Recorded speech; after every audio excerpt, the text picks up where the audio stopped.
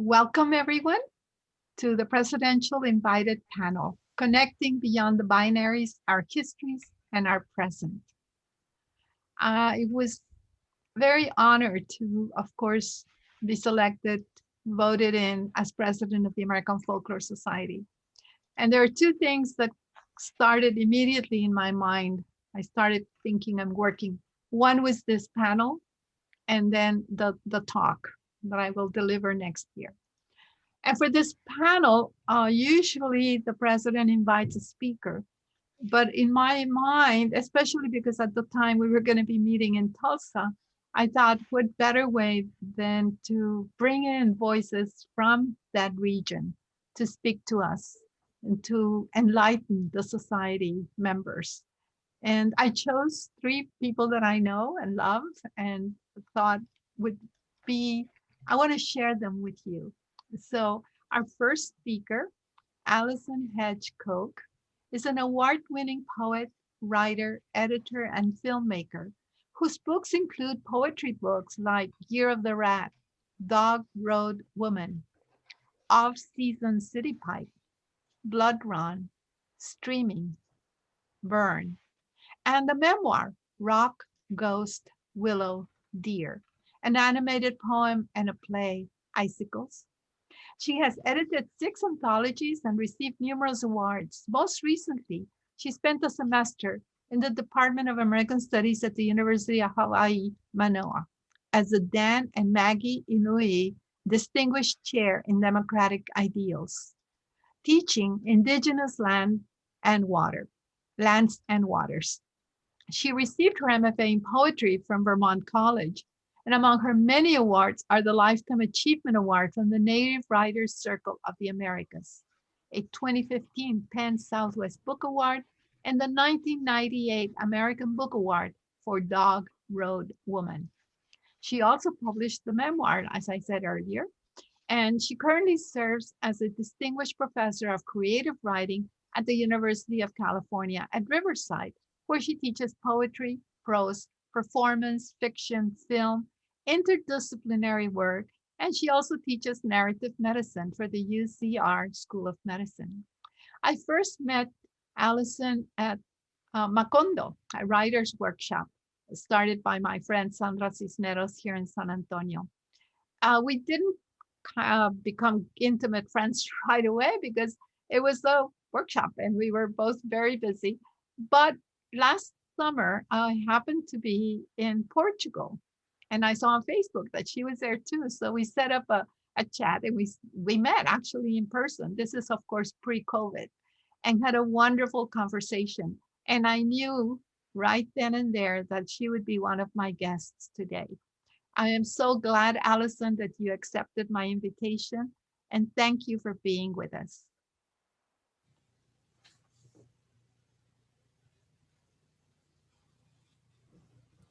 Okay, hopefully you can hear me now. Thank you so much, Norma. Thank you. It's a beautiful pleasure to be here, and shout out to everyone that's attending this session. You're going to hear some really great speakers after me. I want to also acknowledge that I'm here on Kanaka Oiwi lands on Oahu. And as an invited guest, I was here doing this chair, and then COVID happened. So people wanted me to stay, so I'm still here. I'm going to start with this short poem and then do my talk. This is Cedar Behavior. Tremble in cedar bough, steady, soft, shake. Neither of us knew. Still we speculated. Was it squirrel, owl, woodpecker? Until the shake grew wilder, rough. I circled while you waited under Ramada witnessing, and still no clue gave reason, until just like that, cedars on either side leaned back like humans. And then they sprung forward fast, arduous, toward trembling center, releasing their pollen to her.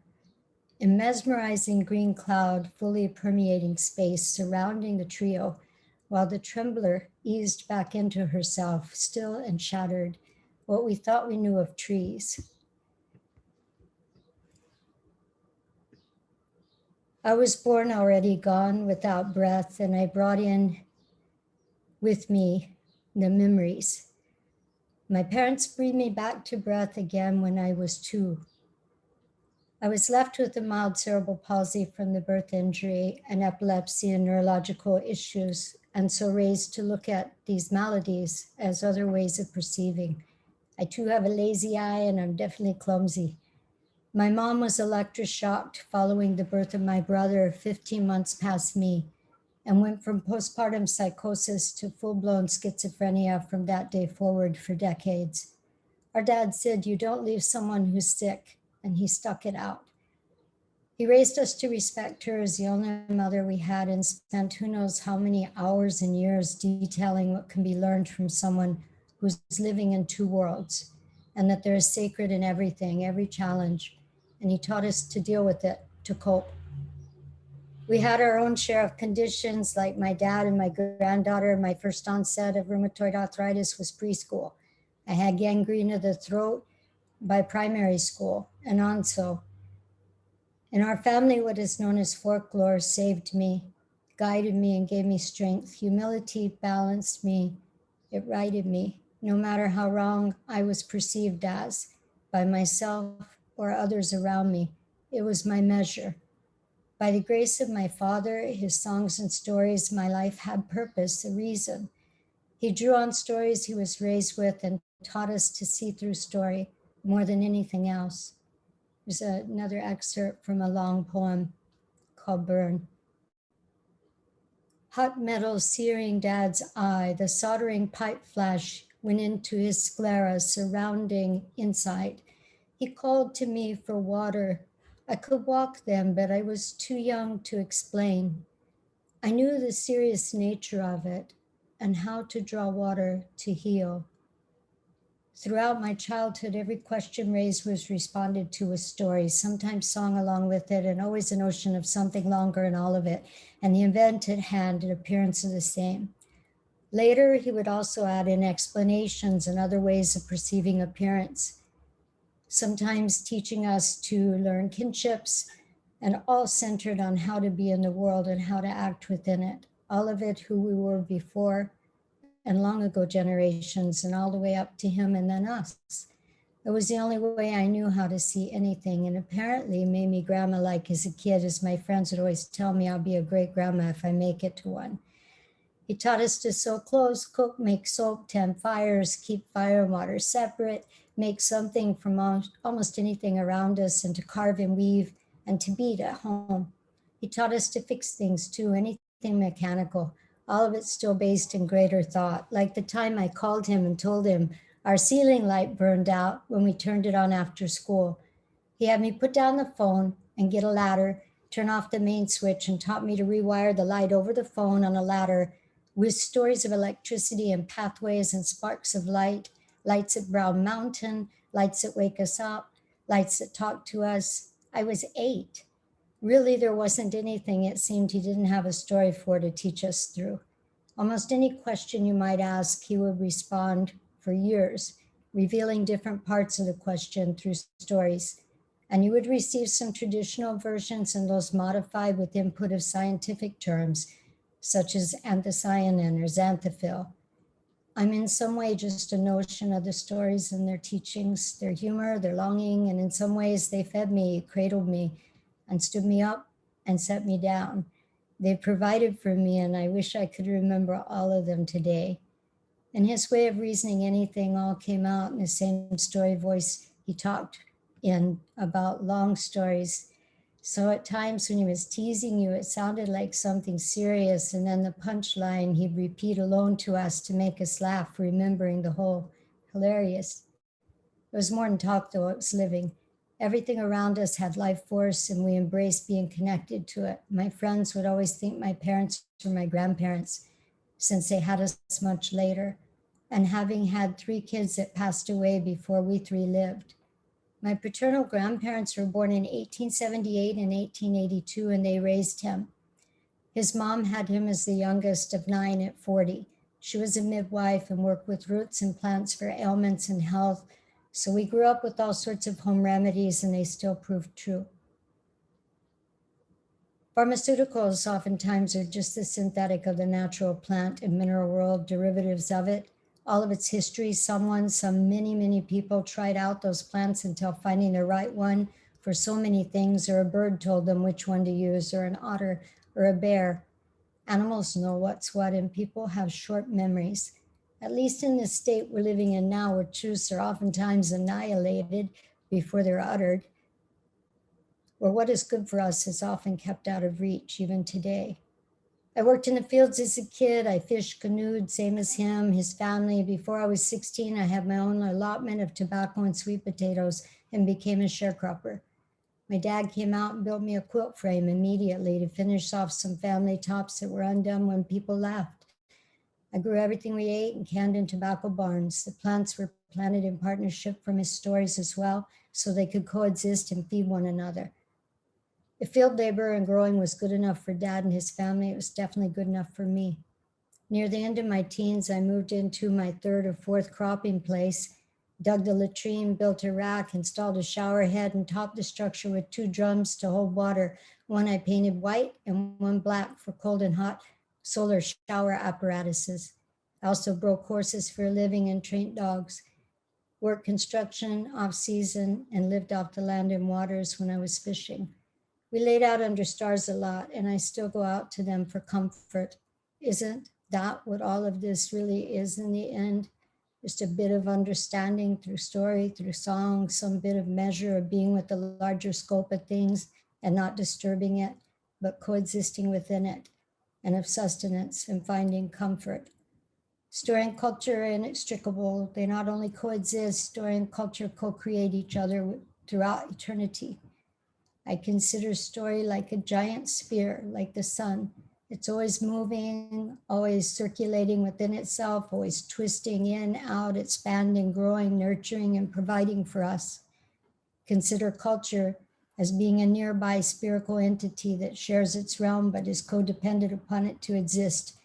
When a child is young and in dilemma of some sort, or something has been done that's dangerous, made a misstep, an uncle, auntie, parent, or grandparent might reach into that sphere and grab a bit of story that details the same situation through another time, place, and being.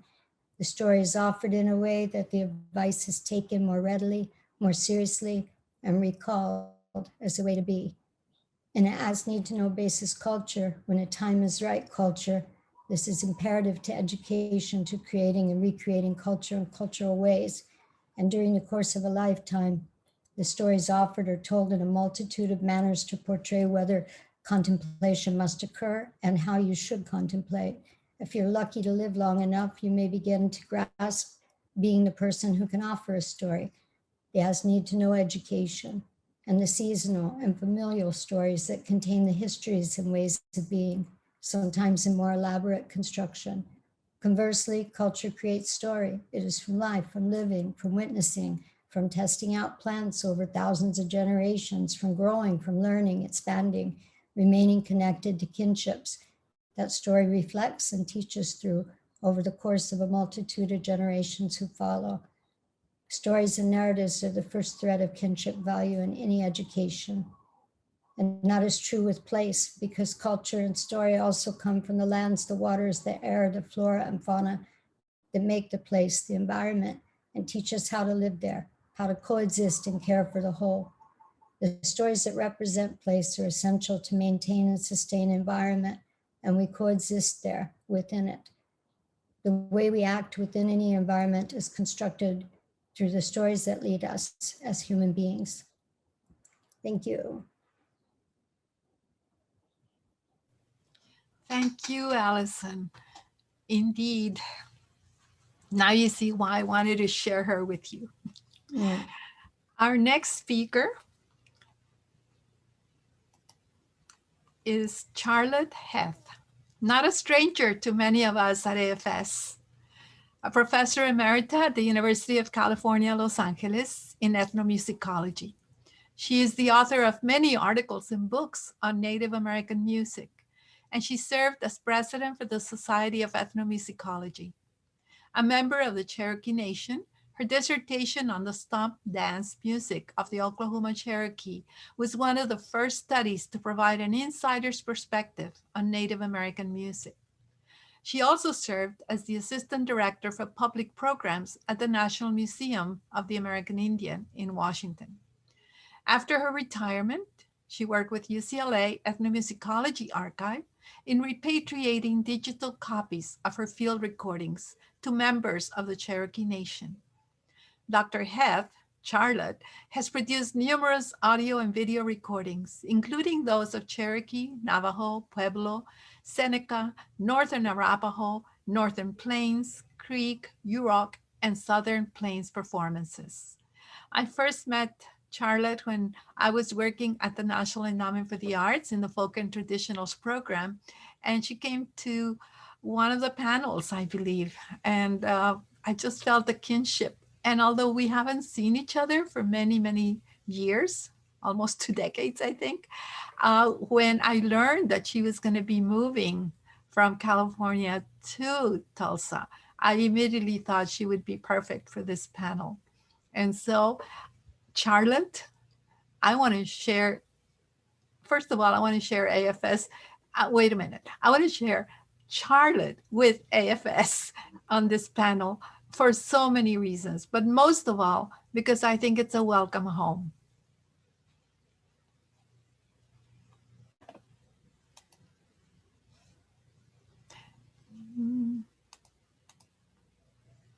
You're muted.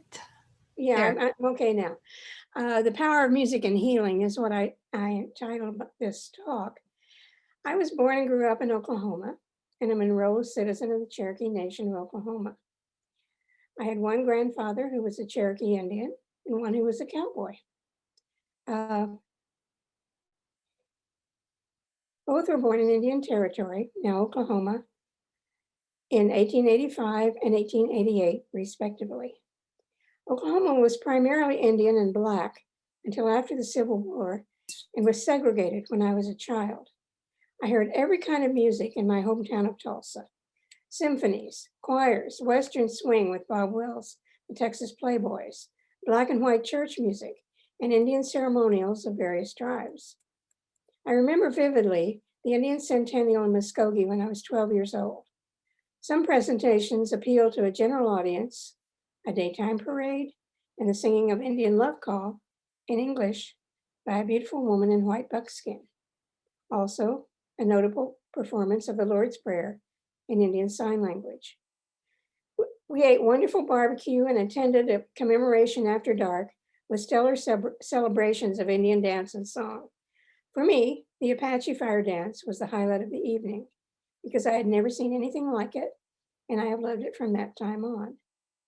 In the current historical moment of 2020, we find a commercial battle of the musics alongside our other ideological conflicts.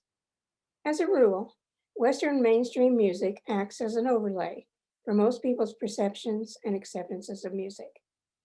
To take up the theme of this conference, Connecting Beyond the Binaries, I wish to address some of those concerns. In mainstream music, to me, connecting with others often has dual or binary implications. Multiple forms of exclusion and multiple forms of inclusion. We bring people together, inclusion, excuse me, with music through choirs, bands, orchestras, ensembles, and performing groups of every genre and structure. We exclude people through auditions, behavior, appearance, and their individual sizes and the sizes of the ensembles. In other words, we want our musical groups to be as good as they can be and to look the way we, as leaders, conductors, or directors, want them to look. If we also want members of the group to move or dance, we add another factor of inclusion or exclusion. Excuse me. Conversely, in American Indian music and dance, each community sets its own directions for participation. And those directions, more often than not, favor inclusion. Elders routinely teach and encourage young singers and dancers and may relax the performance norms for those who really try hard. On the other hand, many tribes and nations still need male and female roles and age-graded participation for their own religious ceremonies and proceedings. Although pan-Indian events such as powwows and the Native American church are more inclusive and do cross tribal boundaries, the gatherings themselves have sets of protocols that vary according to region and sponsorship, whether tribal or community-based. In the time of COVID-19, many community get-togethers have been canceled or greatly modified to fit safety standards. One direct outreach using cyberspace is a social distance powwow. I quote the recent official statement of social distance powwow, October 6, 2020. We as social distance powwow started this page to bring our people together, to help people through tough times, to encourage our people, to share songs, dances, language, art, music, stories, and to provide a platform for our people to share their indigenous businesses and talents with the world. We built a community that inspired each of us by using our traditional values of respect, generosity, wisdom, courage, fortitude, honesty, etc. We appreciate all of your contributions. With this responsibility, our role is to encourage and help one another and live by our traditions. The reason I quoted this particular October 6th statement of the purpose is that they added two addenda.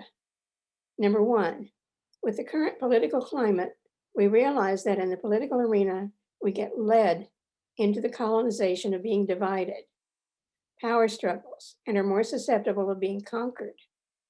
Two, so with that, we have decided to discontinue and will no longer be allowing the mention of any of the names of any political party presidential candidates for or against, as this leads to a distraction of our role as social distance powwow. We encourage everyone to share their pride of being Indigenous and embrace how Creator made us. We just don't want to use the oppressive tactics, actions back against oppressors or colonizers. We appreciate your understanding in helping us to keep the focus on what makes us strong, beautiful, resilient people. Creator made us all. And that's the end of the quote. For the past several months through this site, I have seen social distance powwows, dance contests, drum contests, jingle dancers dancing for healing, prayers, requests for prayers, birthday celebrations, artwork, and regalia. I've seen very small gatherings of singers and dancers, all the way from the Arctic to Mexico. On October 2nd, 2020, a tribute to the Cozad family of Oklahoma drew 188,500 viewers of the 210,700 members worldwide. This is the power of music and dance in Indian country. It has never been vanquished. Stomp dancers, shell shakers, and stickballers is a private group on Facebook with only 5,000 members. It requires its followers to refrain from negativity, to practice respect, to share knowledge, and to open their minds. The members also share news of upcoming events, crafts, regalia, and songs. If a member breaks the rules by posting negative attacks, political or religious diatribes, personal condemnations, or uses a fake profile name, he or she is warned once and deleted after the second offense. Back to the theme of the conference. Connecting beyond the binaries. I wish to challenge the dualities I mentioned previously. Music, I believe, has the power to bring people together in a way that no other activity can. Think of our many and diverse collaborations, rehearsals, performances, and audiences. What other pursuit tolerates old and young people playing, singing, and dancing together, all genders cooperating in a common cause, and multi-ethnic, multiracial performers uniting for a shared purpose? By bringing people together for fellowship through music and dance, we create and reinforce community, and we create a power for healing. Especially today with the horror of a new disease, people still need healing for body and mind, for themselves, for other persons, and for their communities. The native healers need music to practice their ceremonies and create these sacred moments. Frequently, tribal or community leaders will decree a healing ritual or sacred procedure. I found at least 9 different aims or motivations for these rituals and examples of songs that connect with each of these. Number one, imbuing something with sacred qualities. Number two, ensuring a positive outcome. Number three, healing a nation. Number four, restoring health in an individual. Number five, hastening a positive outcome. Number six, carrying a child. Number seven, affecting another person, positive or negative. Number eight, affecting nature. And number nine, healing through song. I only have time to play 2 songs for you. Corn grinding songs and a women's brush dance song. Both Navajo and Pueblo men sing corn grinding songs to accompany women who grind corn for ritual purposes and for food. The texts treat a variety of subjects, from the beauty of the growing corn to the relationship of mother and child. These songs serve not only to help speed the work along, but also to imbue the cornmeal with a sacred quality that makes it fit for ceremonial use. Here's the song.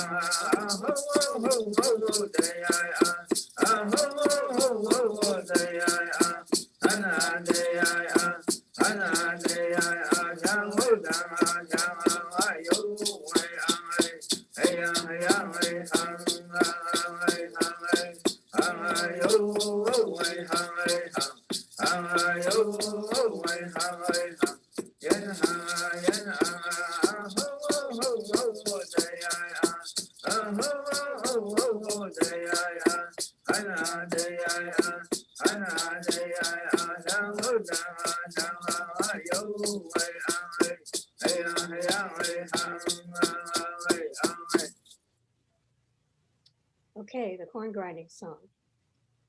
For the Yurok women's brush dance from California, the tribal members gather for several days and nights to focus their energy on curing a sick child. The child and the medicine woman sit in a circle near the ceremonial fire. Around the two of them on the last night, the male and female dancers don their finest regalia, the men carry their otter-skin quivers filled with arrows, and all singers and dancers close out the ceremony.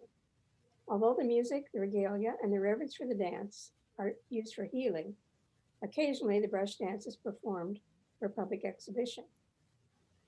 The melody is articulated with vocables and with words that may be translated. In this case, rather whimsical, "Don't ever marry a young man, you won't have any money." The song repeats the required number 3 times. And this is a little bit longer.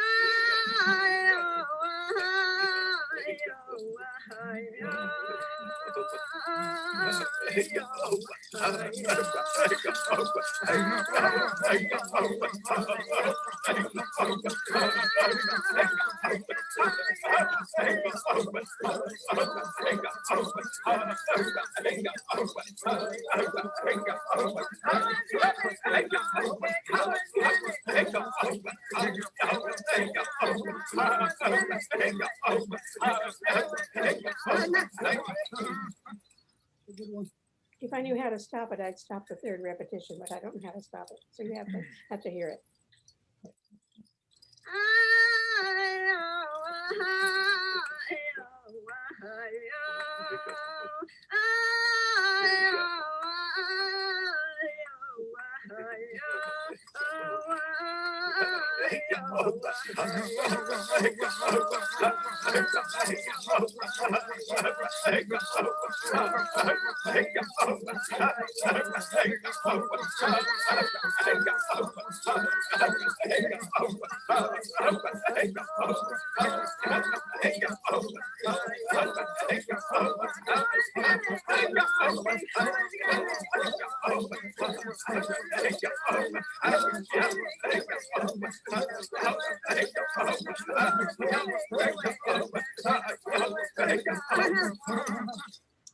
Okay, that's a Yurok brush dance song.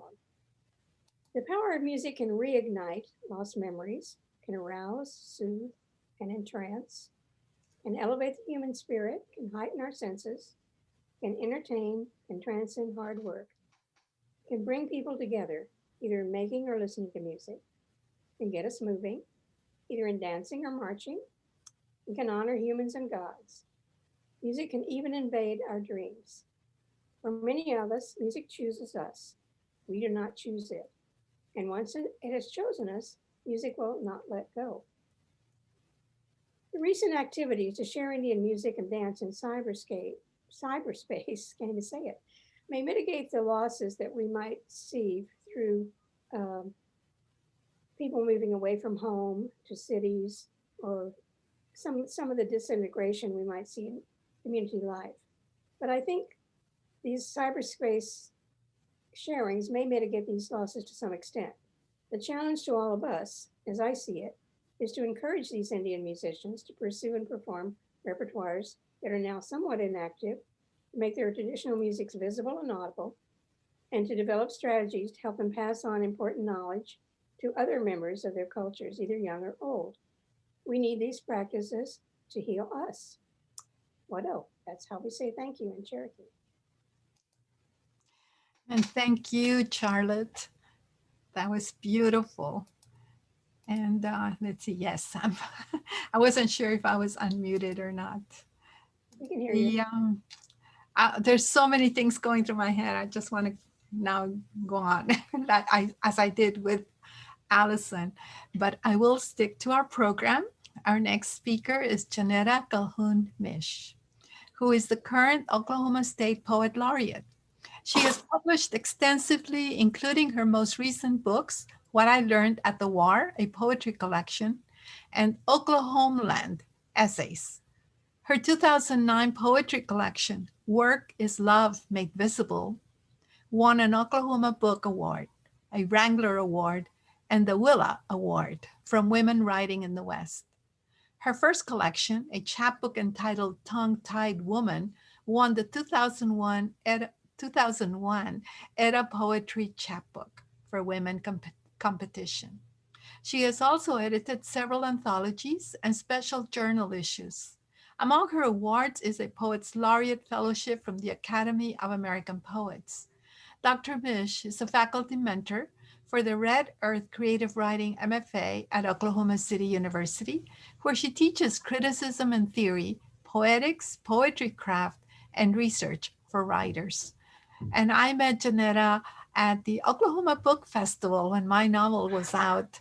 And we were actually at a bar, just sitting around eating nachos and talking. And she was just fabulous. And of course, I thought of her when I thought of this panel. So I'm so glad, Jeanetta, that you're able to join us. Thank you. Thanks so much. Okay, Thomas, are we ready for my presentation?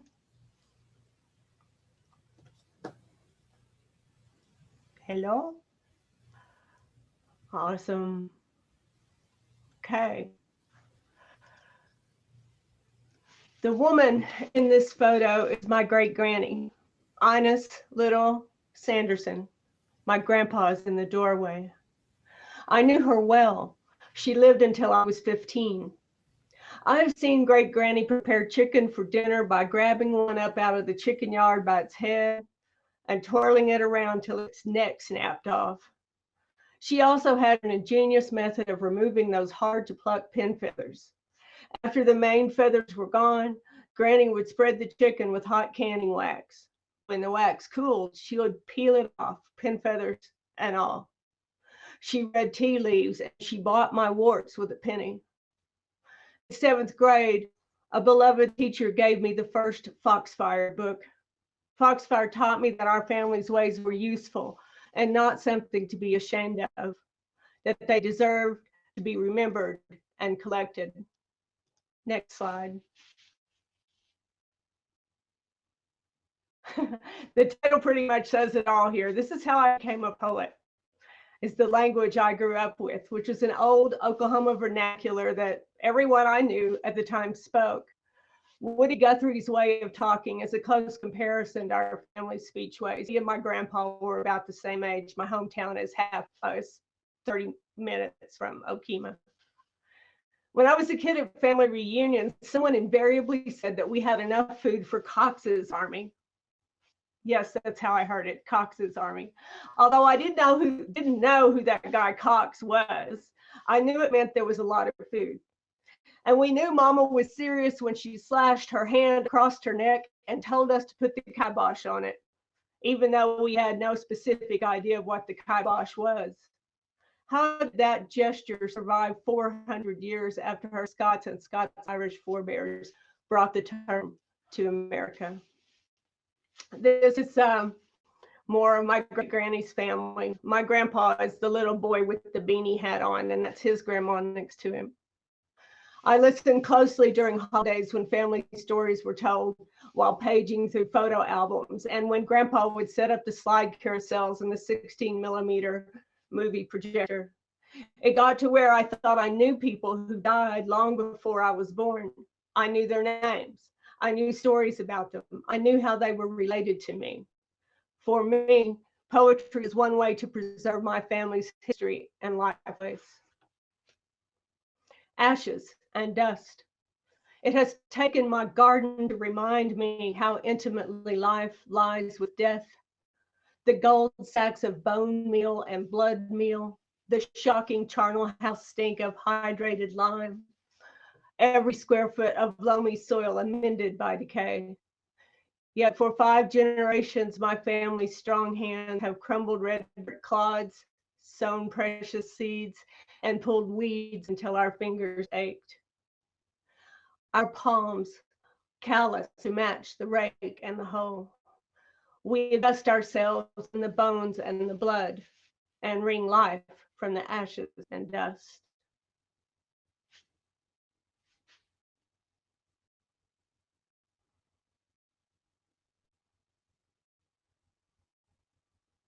My apologies to everyone, especially Thomas, for not saying next slide. Next slide now. My grandparents' families, the Roberts and the Sandersons, were all musical and they all loved to dance. That's my granny and grandpa who raised me at the far end of the table, my grandpa leaning in, my granny with white lace on her collar. They both lived within a few miles of Ardmore, where the term honky-tonk first saw print. One of my great uncles was among the last living traditional pedal steel players. He passed away in 2011. Next slide. The etymology of honky-tonk. Its dancing seeds arrived in Oklahoma territory, along with those of red wheat and tumbleweed hidden in the pockets of Russian German immigrants. It was cultivated with a fiddle bow grasped in the calloused hand of a Scots-Irish farmer and singing, given the blues by freedmen singing in Black Township roadhouses. Its rhythm was established by a defiant Indian drum echoing down a river valley in the spring. Someone's little brother gave it words and simple chords strummed on a mail-order guitar. At the age of 30, it got some swing and learned syncopating from a count and a duke. Its lonesome cry slid in from Hawaii, 12 strings and 2 pedals on a hurricane wind. Just yesterday, it was singing to a blue moon and flirting with a saxophone player. It is a sound and a song and a sanctuary. It is a place and a plea and a prayer. And it calls you out to sit in with the band because it knows you remember the tune. Next slide.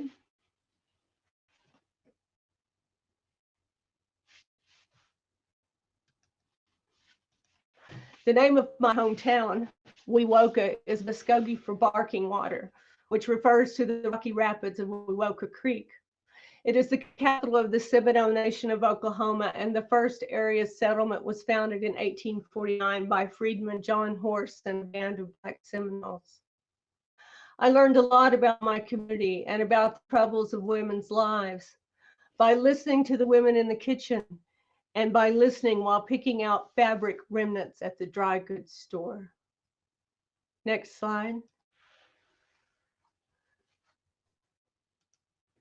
At 8:30 on Thursday mornings, Mrs. Cohen would roll deep canvas bins out onto the breezeway in front of her dry goods store. Those bins brimmed with exotic treasures, remnants of velvet, bolt ends of silk, ruby red polished cotton, and stern gray wool. My mother and I were always among the first to dive into that sea of possibilities. This print here would make a nice shirt for sister. This deep green chenille, bathrobes for Christmas gifts. By 9 o'clock, 30 women stooped over the bins, laughing and talking, consoling and condoling, gossiping and shushing, exchanging knowing looks and arched eyebrows above their daughters' heads. By 9:30, the bins would be empty, the week's news disseminated, the judgments made. The scraps and pieces of our small town bundled and tied, taken home to be cut to pattern and sewn into something respectable. What I didn't say there is that both my granny and my grandpa were in the rag business, what they call the rag business. They both worked in clothing manufacturing factories. Next slide. This is my grandparents' house on 40 acres, a few miles west of Wewoka. My granny painted this image, foreshortened a bit to show our neighbor's barn as well as ours. When I say my parents, I'm referring to Granny and Grandpa and my mother. I spent at least half my life at the farm, more than I did at the house in town. The following poem, Honed, is based on actual events. Next slide. Twice a year until I turned 10, the tinker came round to my grandparents' farm, and all sharp things would arise like souls from their sepulchres to await their reckonings at the stone wheel. Scissors, shears, and snips, sewing, pinking, tin, and more. Knives of all kinds, carving, paring, fishing, butcher, cleaver, pocket, pen. I crouched beside them, mesmerized by wheels whirl, by somersaulting sparks, covering my ears against the great screeching whine, imagining that by his magic, the tinker transmitted to steel his manic concentration, the wheel's violent devotion. Knives transmuted into talismans, scissors charmed, dark fairy tales spun under the black oak in the side yard. I do want to point something out here. I have had to learn how to say P-E-N and P-I-N differently just to read this poem, because in my dialect, they sound exactly the same, pen and pin. So thought I'd try that one on for you. I have a lot of more things to say about these pictures, but I wanted to get through the presentation so you guys can ask me anything you like. So next slide.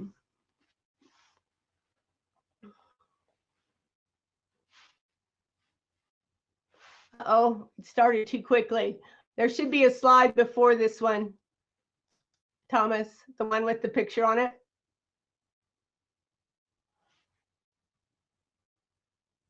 The one with the map on it.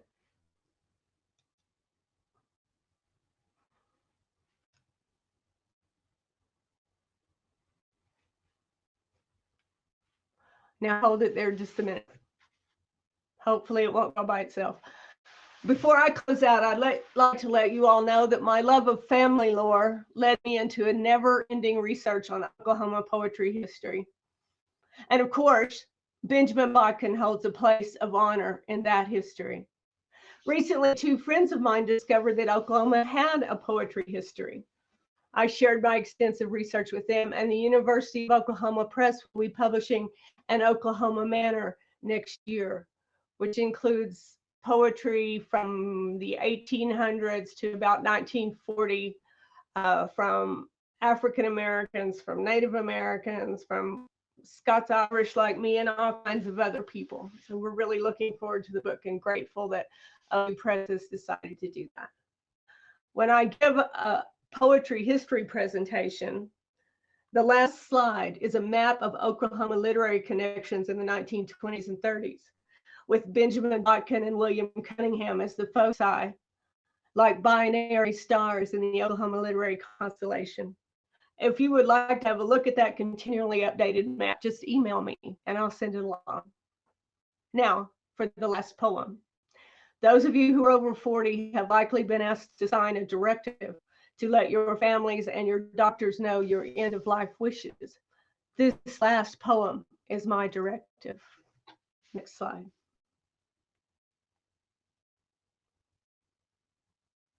You birthed me, land of arrow and hoe, your red rock fossilized deep in my bones. Near a rural mailbox, a young war widow recalls sweetheart's kiss under mistletoe. Red-headed woodpecker taps a hollow oak, spiraling golden eagles invented vertigo. A tire swing spins in a shadowed grove, searching horizon for a child long gone. Down a trail on the prairie worn by buffalo, glimpse of a gray fox at the bottom of a slope. Hunter sets his sights on a white-tailed doe, venison's better than poverty's half loaf. Scissortail sings on a branch of black willow, coyote yips in the hills, a comical rogue. Alone in sere pasture under sky's blue bowl, crow call a code that catches in my throat. Under a flat yellow stone up a dusty red road, plant my ashes near Wewoka on a grassy plateau. Thank you.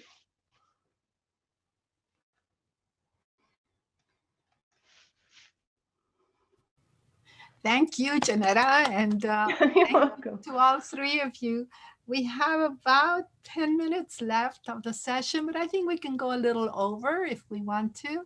Are there any comments or questions from the audience? I just want to say how thrilled I am to have all three of you here. I wish we were in person, but on the other hand, we would be in a huge ballroom in a hotel. Right. I don't know that it would be any cozier than this. And of course, I would like Charlotte to know I'm jealous that she's got to go home. You're muted.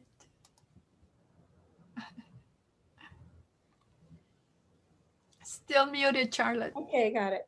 Okay, I am actually in Edmond, not in Tulsa yet, but I will be, I hope. But a lot of my family live here in Edmond, so that's how I landed here. Well, you're a lot closer to home anyway. I'm a lot closer. I used to teach at Edmond at UCO when I lived south of Guthrie and in Arcadia. For you. Well, you can see why I wanted these three fantastic women on this panel, and I wanted to share them with the society. Their wisdom, the artistry, as a poet and as a writer and as a folklorist. I can see all the connections coming together. And I love the weaving of the braiding of the music, of the actual music with the drumming and everything, and the poetry and the music of the words. So just thank you so much to all three of you. Just, I can see all kinds of lovely things, beautiful, moving. Thank you. What a great panel. I don't see any questions. Am I missing some? I didn't have a question, Ross, but go ahead. I don't have a question, but I do want to say thank you to all three of you. That was really powerful, really moving. And I hope when we come back to Tulsa in 2022, American Folklore Society, that you would that you'd come visit us and grace us with your presence there. Any excuse to come home is good with me. Yeah, indeed, indeed. Good to see you, Ross. Good to see you, Charlotte. I was talking to my parents this morning, so there you go. Charlotte went to college with my parents. Oh, Oh, True. how cool. Small world connection there. Yeah.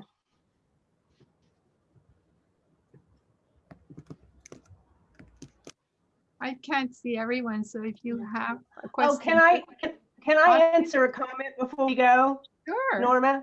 of course. Patricia Solwin, are you still there? She is, yes.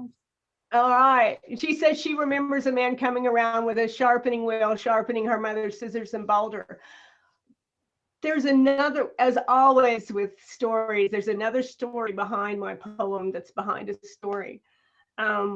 That man who came to do the scissors until I was about 8 or 9 came in a wagon, a horse-drawn wagon, and that wagon was red.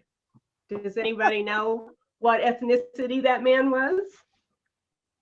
He was Romany. I don't like to use the other word because as I understand it's a slur. He was a gypsy. He was Romany. And it turns out that in the early 1900s, the largest Romany funeral that had ever happened anywhere in the United States was in Oklahoma, in southern Oklahoma, down not too far from McAllister. So I'm quite sure the man who came, the tinker who came, who fixed pots and did those and sharpened things, was a member of that particular Romany community. Just wanted to tell Thank you. Yeah, we do have a question actually from Joe Ratner, who asks, what connections do you see among the three of you? Oklahoma. Yeah. For one. Well, I think there's something about being from Oklahoma that can lead a certain kind of person to ask a lot of questions that can lead toward folklore. Who are we, for one thing? And like I said, my family was triracial from the beginning. Not my family, my hometown, and my family was biracial. And there's all these good things about how Oklahomans came together, the things that we shared today. But then there's also those bad things. Someone mentioned the race massacre, which the anniversary is next year. And I think that looking into our history and our culture is something that's actually comes up with the trees out of the Oklahoma dirt, because our history, our culture is so complex and sometimes so beautiful. Allison, do you have any comment? I would have to also agree. The land and the water where you are, it teaches you things. The environment teaches you things. There are certain things that happen in certain places that affect. Place has memory, and people's histories through a place also conducts that, like electricity. And so I definitely say Oklahoma too. We're all women. We're all raised with stories. We're all raised with songs. We're all raised with a sense of place in that way. My family's quite mixed and from various locations. And because of my mom's insanity, we were fostered out a lot, and I was between different relatives. But the time in Oklahoma definitely had a large bearing on me and on my family as well. Yeah, so I have to just say I agree. Charlotte, any comment? Well, I don't know.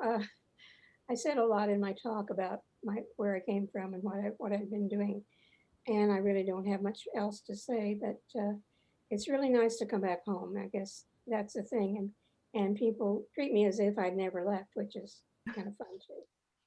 Thank you. Another question from Peggy Yoakum.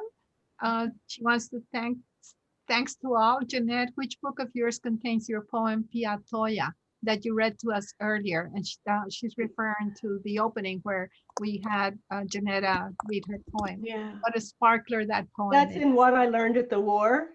And that poem had its genesis at a Western Literature Association conference. Dustin is a Comanche man, and these things really happen. Sean is a Comanche woman, and these were actual conversations. So. And there's one other. Can you recall any female tricksters in Native American culture? This is for Jeanetta and Charlotte, but I guess for any of you. I don't recall any female tricksters. I just can't think of any. No. That's a good question, Amit. Either. Continue researching. She said she's looking for. I'm looking for one, she says. Somebody have an answer to that? Well, there are women who did trick people, not technically tricksters, but there's a lot of old women stories, whereas there ends up being a sharp projectile. It could be in the hand, could be in the back. There's a lot of stories that have that kind of a trick that happened to people as she could victimize people, but not really trickster in the same way. Okay. And I hadn't thought about that, Allison, that, I guess my great-great-grandma, my 4'11" great-great-grandma was kind of a trickster because she's in the photograph, so her husband kept coming home drunk and being mean. And I don't know, probably some of y'all know what she did, right? She waited till he went to sleep and wrapped him up in a bed sheet and beat him with a cast iron skillet. The story goes that he never drank again. Kiran Singh has the question. What are your hopes for the future? Any top tips for us?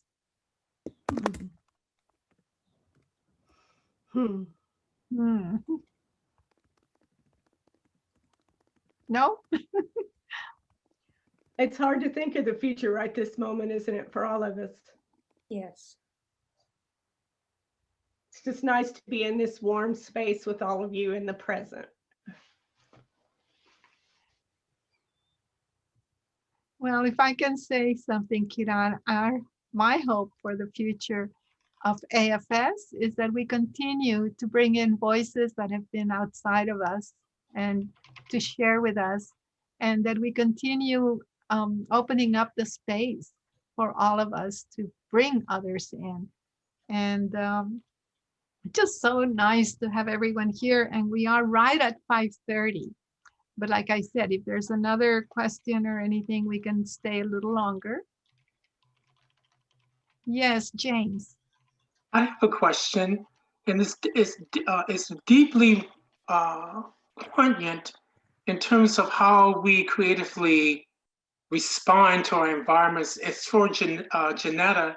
I wanted to ask her, I did post it in the question in the chat, how connected is sense of place to inspiring your poetry? I didn't word it that way in the chat, but that's the way it's coming out now. I couldn't separate it, but then again, I also can't separate my family history, in particularly my grandpa, he's the center of the universe. If y'all didn't know, you know now. Who really raised me and who taught me all kinds of things, the names of the plants and animals, my granny with the family history. I can't separate place from family. I keep saying I'm going to write a book that has nothing to do with Oklahoma and my family, and it hasn't happened yet. I am now living in Albuquerque because I like my husband and his job is here. And I consciously have been working to make place here. I've gotten pretty good at naming all the birds. I'm really, really good at knowing the native plants. We took out all the non-natives that were planted around my house and put in native plants. So I'm actively involved in making place here because I don't feel right. I don't feel centered as a human being, much less as a poet, if I don't have place in the center of me. Does that make any sense? It does. It kind of answered the question that I had posted perfectly. Because you do need vocabulary sometimes. You need familiarity to create more fuller and really appreciate where you are. So yes, you did answer my second question. Okay. Thank you. For our last question, Betty Belenas is asking us, asking you, what are you writing about now? So Charlotte, in retirement, are you going to write a memoir? Are you going to write about your experiences? I'm just curious myself. No, I'm not going to write a memoir. It's funny because somebody the other day asked if there was a Native American woman who had been in the Peace Corps who was finishing up a memoir. And it's not me. It's not me. I don't know. But I will be writing more on music. Oh, okay. You're going to keep working on music. Okay. I said it, you don't choose music, music chooses you. That's right. Get away from it. Allison? So the question is, what are we working on now? That's right. I have a new book coming out next year, poetry, calling it a poemifesto. It's sort of an indictment. I've been teaching in California the last moving into my 5th year. And it's really very California-centric. The first book I've written, California-centric. And it's pretty much an indictment of a lot of things that have gone on there all through poetry. It's a book-length poem. It's 100 pages. Looking forward to that. Jeanetta, what are you working on? Oh, Allison, I always am amazed at your doings. It's amazing. Allison, I call her my personal mystic. Oh. So it's really good to see her here. What am I working on? The most recent things I've been working on are 2 more or less academic essays. One of them is in a book that's coming out also from OU Press. We've been really lucky. And the book is it's a collection of essays on Sonora Babb, who is an Oklahoma writer from the 30s. She's the woman who wrote Grapes of Wrath before Steinbeck did, and he borrowed her notes to write it. This is a pretty well-known story. And they canceled her book when his book came out because they said they only needed one about those Okies. So a student of mine and I have written a pedagogical essay for that collection. Then I'm also writing for this new collection on Oklahoma literary history. And in general, I'm writing a lot of essays right now. It's just time for essays, I guess. Good. And I look forward to reading those as well. I want to close the session by just thanking all of the participants who are here, who brought your energy, spent your afternoon with us. I want to encourage you to attend we're not done yet. We still have a music and dance social. That's going to be, I hear, really fabulous. And there's a conversation hall, so you can just hang out and continue discussing and talking about the conference. And of course, thank you to my 3 guests. This has been beyond what I imagined. Thank you so much, Charlotte, Allison, Jeanetta. Thank you. And thank you, Thomas, for all the tech behind the scenes here. Thank you. Thank you. Bye. Thank you. Bye.